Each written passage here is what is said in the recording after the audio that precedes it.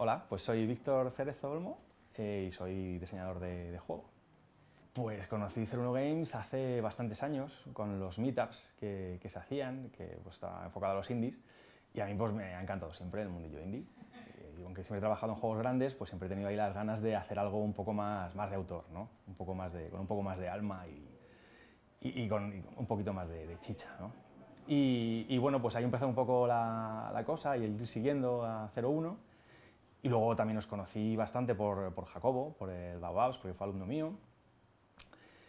Y al final, pues creo que fue en el Madrid Games Week hace un par de años, pues ya dije, bueno, voy a hablar con Bernardo, porque yo tenía la idea de montar algo y vosotros ya estabais ahí, o sea que dije, pues esto tenemos que hacerlo. Y pues hablando con Bernardo y con Juan, me comentaron que tenían pues unos proyectos ahí y uno era el Memories y me gustó mucho y bueno, y aquí estoy.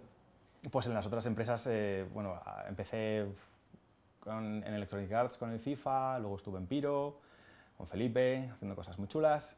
Y luego pues acabé en Mercury y ahí estuve trabajando en el Castlevania, en el portátil, y luego en el 2, en el grande.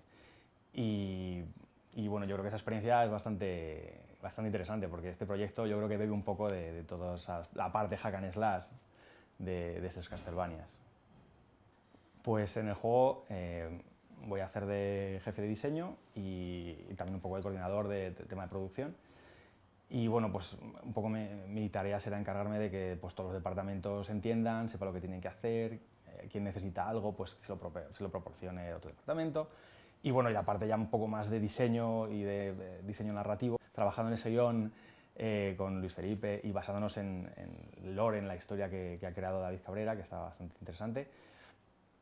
Y aparte de eso, conseguir hilar, ¿no?, todo ese lore tan interesante con un gameplay pues que sea entretenido, ¿no? Una idea que tuvo Juan es hacer el Quick RPG, ¿no?, que es una especie de... Vamos a conseguir intentar aunar el hack and slash con toques RPG que no sean demasiado densos, porque hay gente que no le apetece tanto eso, pero también que tenga esa profundidad, ¿no?, de pues, poder tener más armas, pociones, ataques, un poco esa variedad, y todo es un poco mezclado con el hack and slash, con esos combos, que yo creo que le va a dar bastante chicha.